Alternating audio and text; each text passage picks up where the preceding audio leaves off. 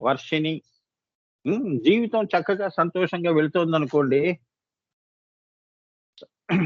అదే అమృత వర్షిణి. కష్టాల్లో వెళ్ళిందనుకోండి మాయ. అదే బండాసుర వధోదిక్త శక్తి వర్షిణి అన్నట్టు. మాయలో ఉంటే బండాసురుడు. మాయ నుంచి బయటపడ్డావనుకో నువ్వే దేవి. అయిపోయిందా?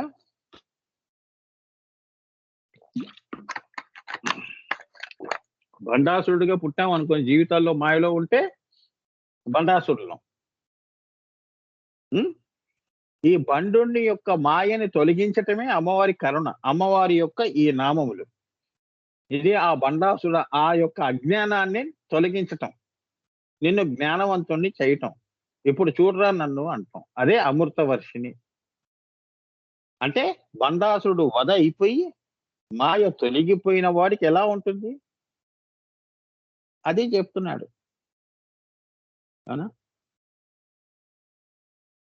ఈ సృష్టంతా గూడా ఎక్కడి నుంచి బిందువు నుంచి భూపురాది రేఖల వరకు గూడా అమ్మవారు ఆ వర్షిని ఆమె అంటే ఆమె యొక్క ముఖ్య ప్రాణము గనక ఆపేసింది అంటే, ఇక్కడ కింద మన అందరి శ్వాసలు ఆగిపోతాయి. ఆ! క్షణం ఉన్మేష నిమిషోత్పన్న విపన్నా భువనావళి.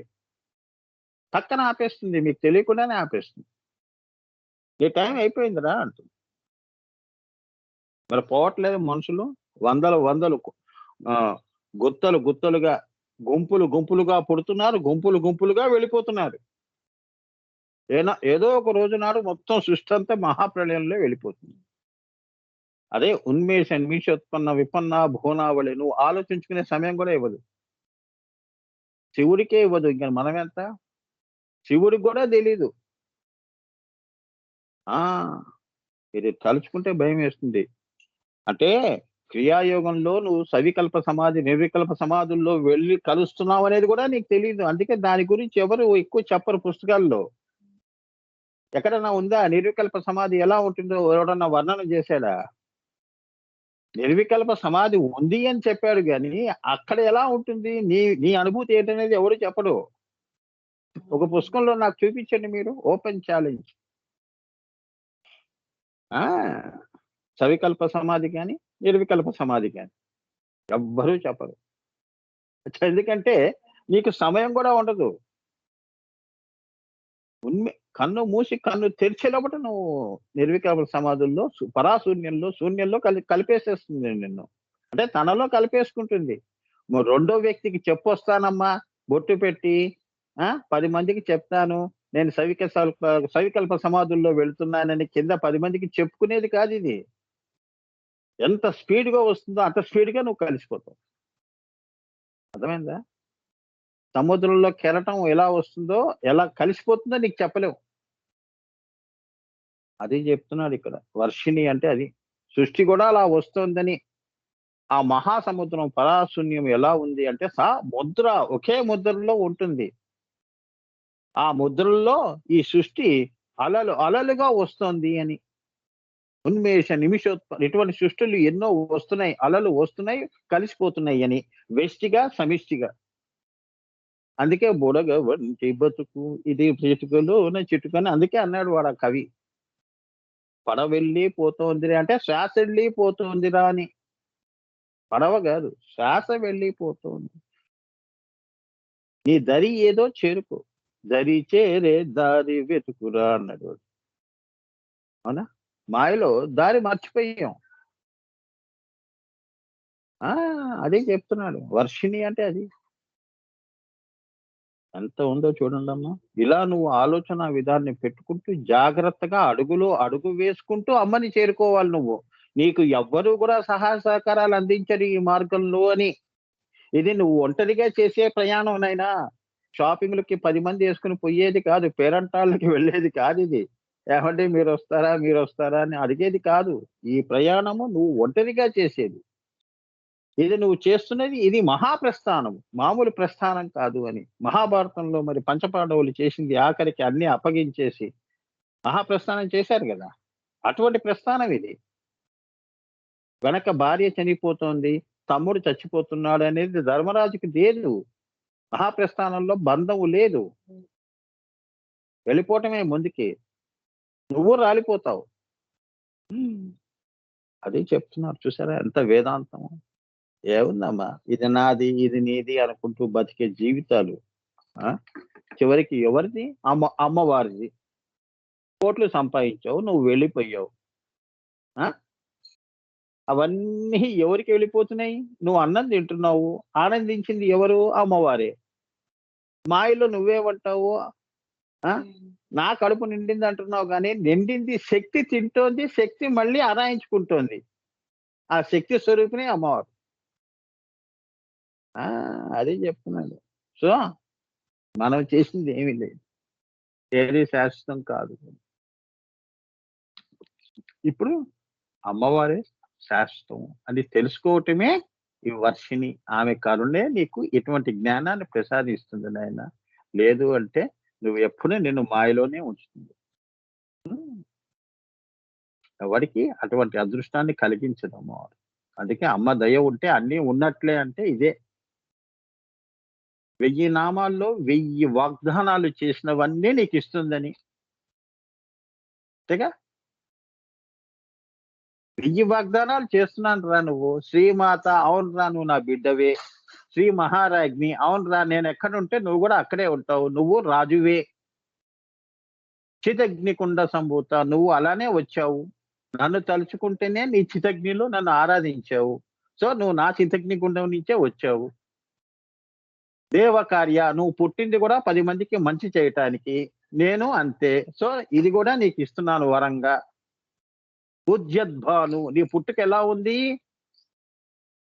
మరి అంతే కదా! గొప్పవాడు పుట్టాడు అంటే ఆకాశంలో తారలు గూడా వాడు వచ్చినా, పుట్టినా ఆ తార కనిపిస్తుంది. పోయినా మహాతారలు వెళ్ళిపోతూ ఉంటాయి. అవునా? అలా నీ జీవితానికి అన్వయించుకుంటే 1000 వాగ్దానాల్లో నీకు నేనెన్ని కోరికలు తీర్చానో తెలుసుకో అని. అదే వర్షిణి అంటే. నేనిచ్చేది. అంతే కదా! మీ జీవితాల్లో తెలుసుకోండి. కరెక్టేనండి. అవునా? శ్రీమాత, శ్రీ మహారాజ్ఞి, చితగ్నికుండ సంభూత, దేవకార్య సముచిత, ఉజ్జద్భాను, ఉజ్జద్భాను సహస్రావ అలా. ఇంకోటి ఇంకో నామం. ఉజ్జద్భాను సహస్రావ. చతుర్బాహు సమన్విత. చతుర్బాహు సమన్విత అంటే 4 దిక్కుల్లో నువ్వు అమ్మవారిని 4 దిక్కుల్లో కూడా నేను ఎలా నిండి ఉన్నానో, నీవు గూడా నీ పేరు, నీ కీర్తి ప్రతిష్టలు కూడా 4 దిక్కుల్లో ఉంటాయి. ఇప్పుడు మహాకవి కాళిదాసు ఆనంద ఘనాలు లేరు. 4 దిశలా వారి పేరు మారుమోగుతోంది అని. ఇటువంటివన్నీ ఇస్తాను. ఇవే వాగ్దానాలు అమ్మవారివి. అంటే లౌకికంగా చెప్తున్నాను. అలౌకికంగా వేరు అర్థాలు మళ్ళీ. అదే ఇప్పుడు నేను చెప్తున్నాను. అలౌకికంగా అర్థాలు చెప్తున్నాను. లౌకికంగా మీరు అన్వయించుకుంటే, అవును స్వామి మాకు ఇవన్నీ అమ్మవారు మాకు అనుభూతి అయినాయి. 1000 నామాలు నేను అనుభూతి చెందాను స్వామి అని ఒక్కళ్ళు మీరు మాట నాకు చెప్పండి. నేను సంతోషిస్తాను. కనీసం 500 దాకా నేను అమ్మవారు చెప్పినట్టుగానే నాకు అనుభూతులయినాయి స్వామి. ఇవి అసలైన అనుభూతులంటే. అంతేగాని ఆవిడ ప్రత్యేకంగా నువ్వు దీక్ష పూని వరం ఇవ్వటం అవి కావు. నువ్వు అడగకుండానే ఇచ్చినవి ఇవి. అందుకే అడగకు అంటుంది అమ్మవారు. అదే తెలుసుకోండి అని ఈ నామం యొక్క అంతరార్థం. హ్మ్. అలా అలా ఈ అమ్మవారు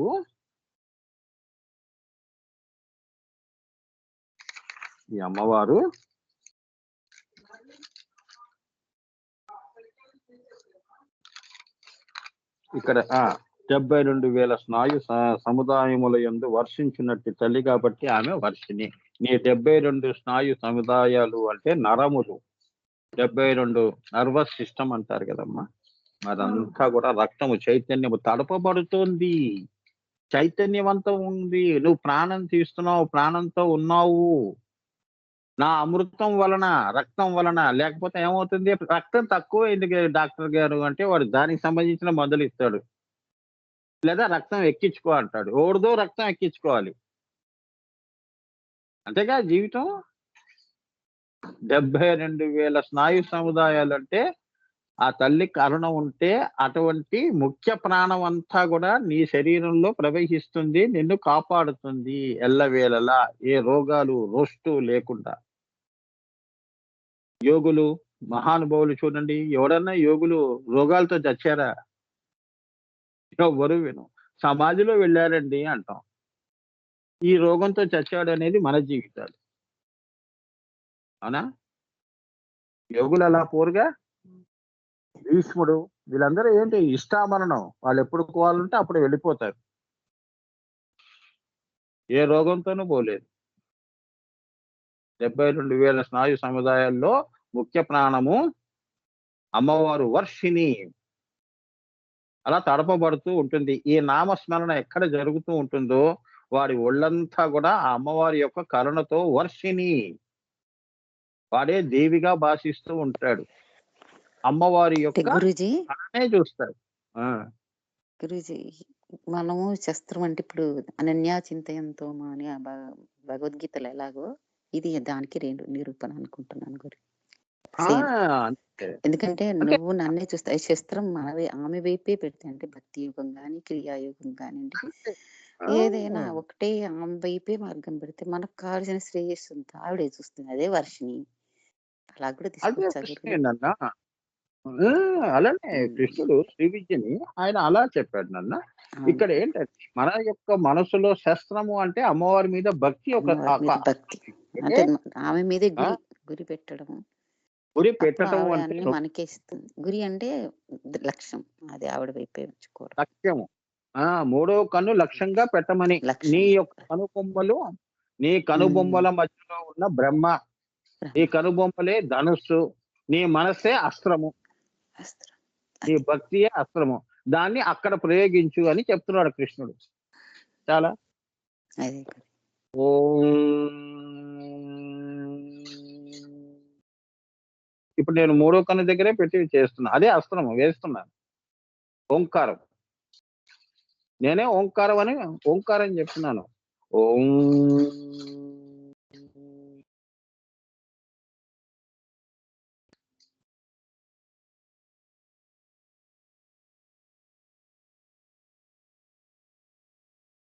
ఇలా అస్త్రం ప్రయోగించు. ఇలా ఒక 18 సార్లు 45 సార్లు రోజు వైఖరిలో చెప్పి మానసికంగా ఇంకా పవర్ ఎక్కువ ఉంటుంది అస్త్రానికి. ఆ! ప్రాణంగా ఇంకా ఎక్కువ ఉంటుంది. అంటే క్రియాయోగం ద్వారా.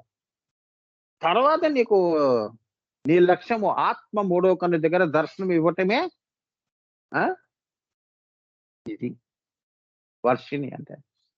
కాంతి వర్షం చూస్తావు. కాంతి దర్శనం చేసుకుంటావు మూడో కన్ను. లక్ష్యము చేరావనే ఒక వాగ్దానం చేస్తుంది. అహం బ్రహ్మాస్మి. ఇప్పుడు చెప్పు అంటుంది.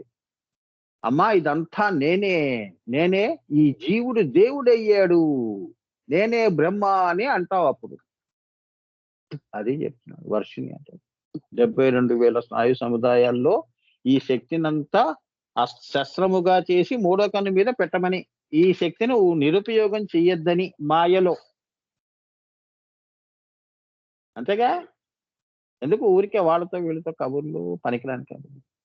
అదే ఓంకారం చెప్పుకుంటే అయిపోయేది గదా! ఎంత పోగొట్టుకుంటున్నాం. ఇంకా పైగా నాకు సమయం లేదని కారణాలు చెప్తున్నాం. అవునా? ధ్యానం చేయటానికి లేదు. అమ్మవారి గుడికెళ్ళటానికి పోస్ట్‌పోన్‌మెంట్‌లు. అదే సినిమాకి వెళ్తామంటే, షాపింగ్‌కెళ్తామంటే అప్పటికప్పుడే తయారవుతాం. గుడికొస్తానా అంటే ఇవాళ వద్దులేండి. రేపు శుక్రవారంగా రేపెళ్దాం. షాపింగ్ ఇప్పుడే వెళ్దాం. ఒక్క క్షణం ఉండండి మీరు మాట్లాడుతుండండి. పరుగు. ఇదన్నమాట. అంతే మరి. గుడికెళ్దామంటే రారు. ఓంకారం చెప్పుకుందాం రాము. అదనమాట. అది చెప్తున్నారిక్కడ. మాయని ఎదుర్కోవటం అంటే అదే మనకి బండాసురుడు. మాయను తొలగించుకోవాలంటే మనకు అమ్మవారే రక్ష. ఈ నామమే అదే రక్ష. అమ్మా! ఈ మాయ నుంచి నన్ను నీ మీద శ్రద్ధ భక్తులు నాకింకా పెంచు అని కోరుకున్న భక్తులు కూడా ఉన్నారు పురాణాల్లో. ఏం వరం కావాలి అంటే నాకు ఇది కావాలి, అది కావాలని కోరుకోలేదు. ఏ జన్మలో అయినా నీ నామస్మరణ మర్చిపోకుండా నాకెప్పుడూ నీ నామంలో మునిగి తేలియాడుతూ ఉండాలి. అని కోరుకున్న భక్తులు కూడా ఉన్నారు. అది చెప్తున్నాడు ఇక్కడ. అర్థమైందా అమ్మ? నిర్ముక్త ఇక్కడ ఏంటంటే ఆమె వర్షిణి. అందుకే ఇక నిర్ముక్త అనేది వేదాంగములలో ఒకటిగా చెప్పబడుతుంది.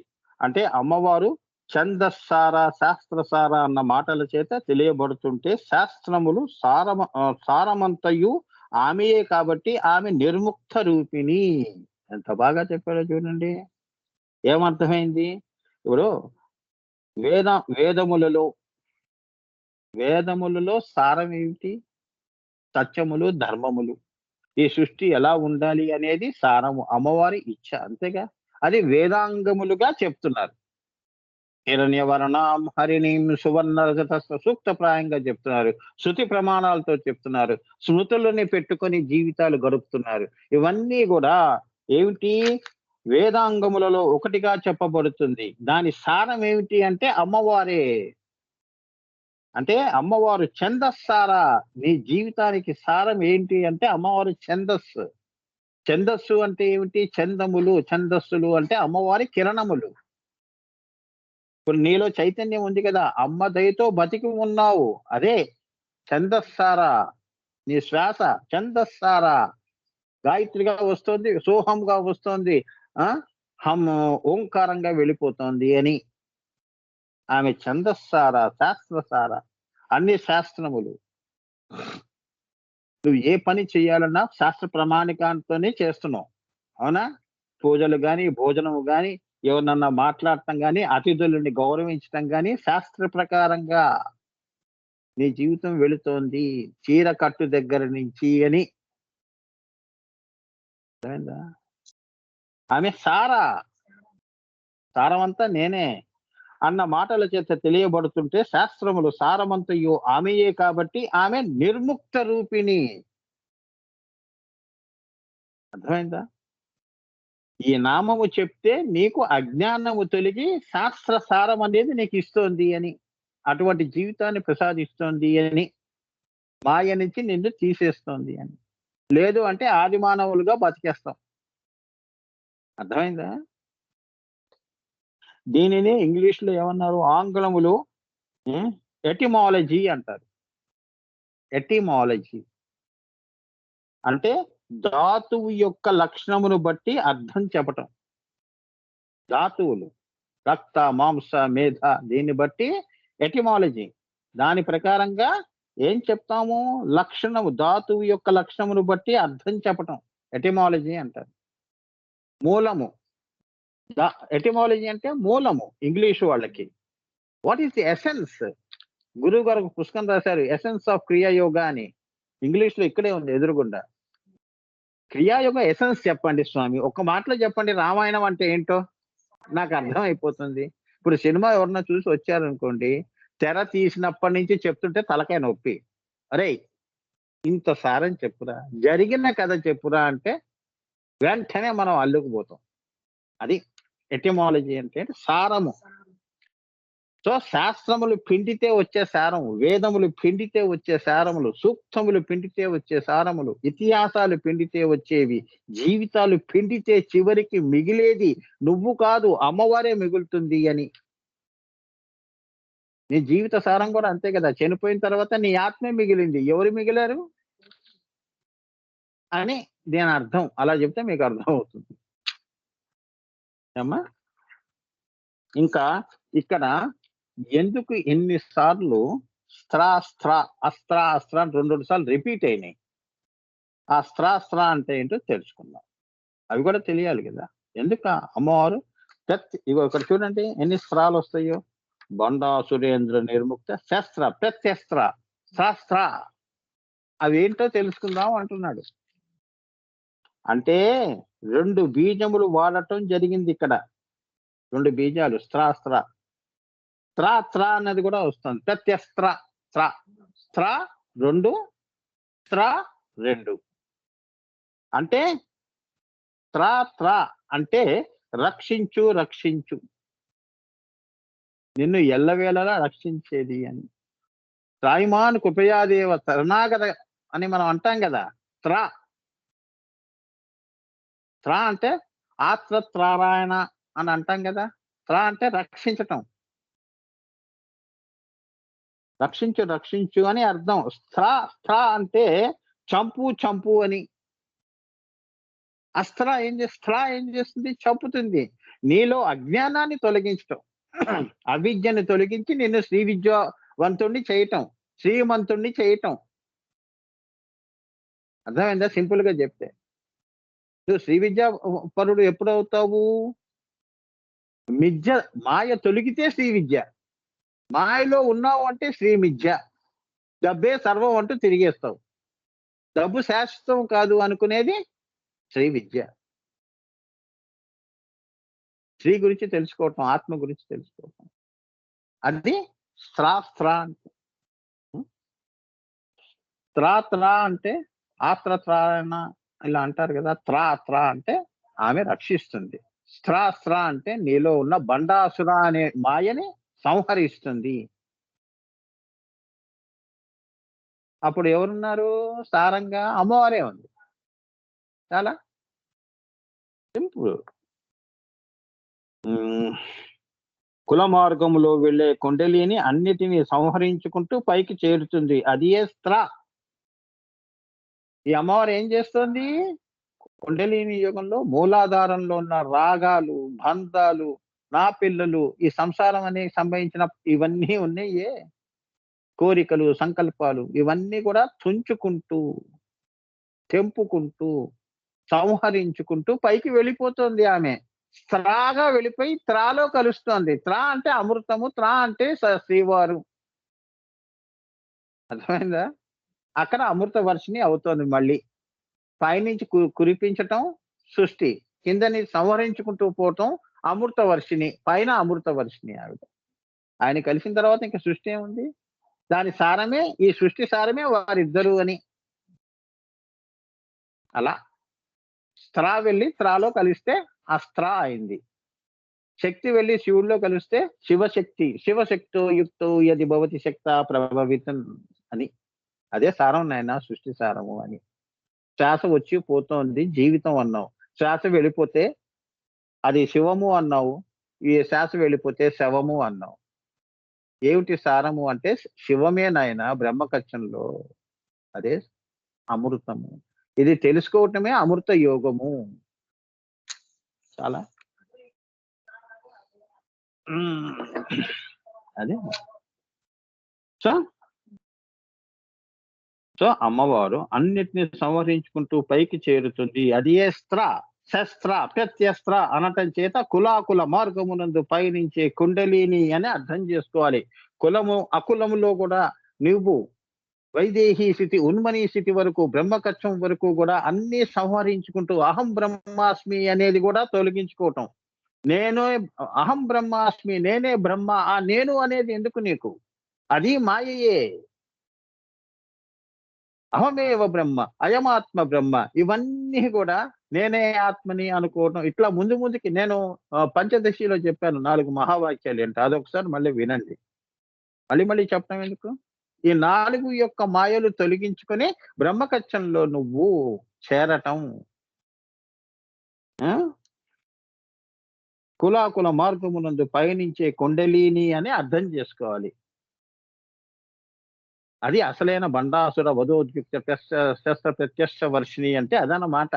మనలో జరుగుతున్న యోగంలో జరుగుతున్న యుద్ధం. మాయ మీద యుద్ధం. అది కథ వేరు. ఇది మనము గనక ఈ బాటలో ప్రయాణం చెయ్యాలి అంటే ఈ శస్త్ర ప్రత్యస్త్ర అనేది తట్టుకోవాలి నువ్వు. అమ్మవారి యొక్క కృప ఉంటేనే గాని ఈ కుండలిని జాగృతం అయింది అంటే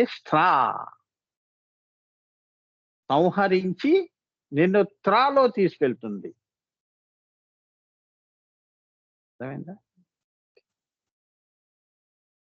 బండ అంటే ఇంద్రియ గ్రామము. ఈ ఇంద్రియ అసుర అంటే అసువుల యందు అంటే ప్రాణముల యందు రమించుట. మనం కూడా అంతే కదా. బండాసుర శరీరమే నేరుగా తిరిగేస్తున్నాం మనం. బండాసురులం. మనం అందరం బండాసురులం. ఏమనుకోవద్దు, మాట చెప్తున్నాను సరదాగా. నేనేం పెద్ద ఎక్సెప్షన్ ఏం కాను. ఏమ్మా, మాలో అందరూ ఒకటే. అంటే నేనే శరీరం, ఈ రాజ్యం నాది, రావణాసుడు కోరుకున్నవన్నీ ఇంద్రియ గ్రామం, ఇది సరిపోతుంది. మనం కూడా అందరం రావణాసురులమే. ఈ ఆలోచనతో ఉన్న వాళ్ళందరూ సంహారం చేయాలి అమ్మవారు. బండాసురుడు అనే ఒక్క రాక్షసుడు కాదు, సృష్టిలో అందరూ ఇటువంటి లక్షణాలన్నీ తొలగించే కార్యక్రమం పెట్టుకుంది అమ్మవారు. ఇప్పటిదాకా అన్ని యుగాల్లో కూడా బండాసురులు ఉన్నారని. రక్త బీజులం మనం. ఒకడు చేస్తే ఇంకోటి పుడుతున్నాడు ఇదే లక్షణంతో. అంతేగా, అవునా? రక్త బీజుడు అంటే అదమ్మా. రక్త బీజుడు అంటే రక్తం నుంచి ఇంకోటి పుట్టాడని కాదు. చెడ్డవాడికి చెడ్డవాడు పుట్టేస్తున్నాడు, మంచివాడికి మంచి పుట్టినా మళ్ళీ మంచివాడు చెడ్డవాడు అవుతున్నాడు. ఇదే మాయలో. ఇటువంటి వారందరి బండాసులందరినీ కూడా ఇంద్రియ గ్రామము, ఈ పంచ ప్రాణాలే మేము అని బతికే వాళ్ళందరి అజ్ఞానాన్ని సంహరించటం అమ్మవారు ఇప్పటి వరకు యుద్ధం చేస్తుంది అని చెప్తున్నారు ఇక్కడ. అంతేగా, ఎక్కడో పురాణాల్లో దేవిపాతంలో ఉన్న బండాసుడు చచ్చాడని నువ్వు పండగ చేసుకుంటున్నావు. చచ్చింది బండాసుడు కాదు, మనం కూడా వారితో పాటు చంపిందని. అంటే చెడు లక్షణాన్ని చంపిందని. ఇంకా చంపుతోంది. యుద్ధం జరుగుతూనే ఉంది, పండగలు వస్తూనే ఉన్నాయి. అవునా? ఇప్పుడు ఒక పండగ వచ్చినప్పుడు మంచే సృష్టిలో ఉంది అన్నప్పుడు ఒకసారి పండగ చేసుకొని మర్చిపోవాలి సంహారం జరిగిందని. ప్రతి సంవత్సరం ఎందుకు చేస్తున్నావు అంటే ఇంకో బంధుడు పుట్టితే కదా నువ్వు మళ్ళీ పండగ చేసుకుంటున్నావు, వాడు సంహారం జరిగిందనేగా. అవునా? సో మన మన 365 రోజులు అన్ని కూడా పండగలతో నిండిపోయినాయి. ఓకే.